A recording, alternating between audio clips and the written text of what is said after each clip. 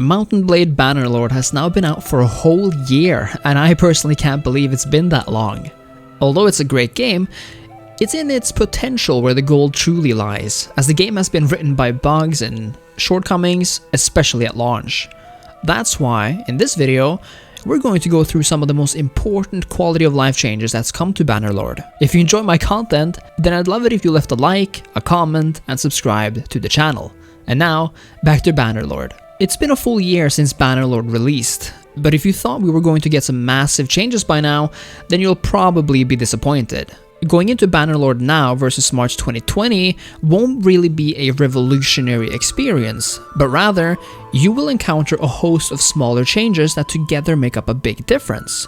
Some are easy to spot, and some are hidden under the hood, but we'll mainly take a look at the changes making the game more enjoyable to play overall, and look at many quality of life changes. Some of the improvements we're going to look at are evident from the very beginning, for better or worse. I remember having problems navigating the game when it first came out, like knowing where to find people or missions. A year later though, and the game has added tutorial windows which appear and disappear, and for example lets you know that you can find important people, saving you a lot of potential exploration time. And on the topic of saving time, going from the campaign map to interacting with people is now made much faster, with a simple click taking you from the map to an interaction screen instead of forcing you to go through a loading screen down to the city level and stay there. You can of course enter cities or important parts of the cities as you wish, but if all you want is to talk to notable characters, then this is streamlined to great effect. Speaking of cities and missions, you can now easily see which cities and towns have missions to offer, whether you can actually see if they have missions for you with this little eye symbol, and even if a city has an active tournament going on.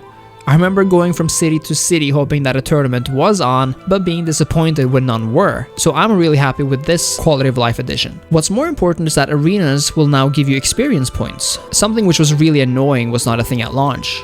A tiny, but an extremely welcome addition is also the ability to follow another entity on the campaign map instead of interacting with them when you meet. This feature is so welcome when doing the escort herd missions, as you can now actually follow them around the map instead of having to follow the herd yourself and constantly click your way forward on the map. Another quality of life improvement is the ability to finally take all your looted items at once rather than moving them over one by one, which again saves a lot of time. A really interesting change is that if you have a wife or husband, you can now have them stay in a city. By doing so, they will improve your reputation in that city, which will allow you to, for example, recruit better troops or open up other types of interactions or possibilities. You can now also choose the permadeath option in the beginning of the game, which allows any character to die and be removed from the game if you're into a more high-risk playstyle. Another change I'm super happy about is the improvement to the hideout system. At launch, when you were attacking a bandit hideout, you couldn't really choose which units followed you, so you'd always have a random selection of units attacking the hideout.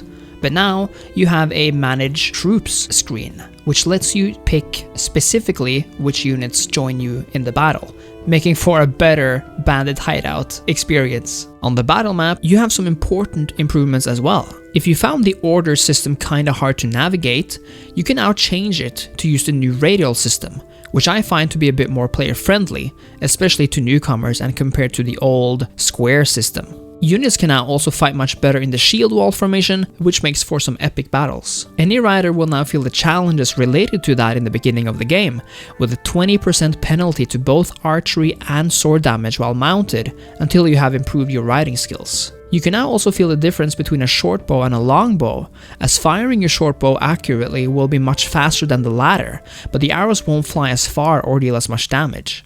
Like with riding, these values will change once you upgrade your archery skills. In the post-battle screen, you can now also sort what we want to see first, whether that is units with upgrades, killed, wounded, or dead. In addition, many changes and rebalances have been made to the units and the battle AI, so your battles should feel much more realistic and be more fun overall. There's even a photo mode added, so you can capture some of those stunning moments in the heat of battle. In the menus, around 90% of perks are now active, so you can really upgrade and improve your characters as you wish now. You can also hover over this character symbol, letting you know all of their character skills, and you can alternate between focusing on your character or your trusty steed. There's also a ton of new armor variants for you to wear, letting you customize your character and really feel that progression system working. The kingdom screen has been improved. It's now very easy to see the strength relationship between factions and all the wars that are currently active.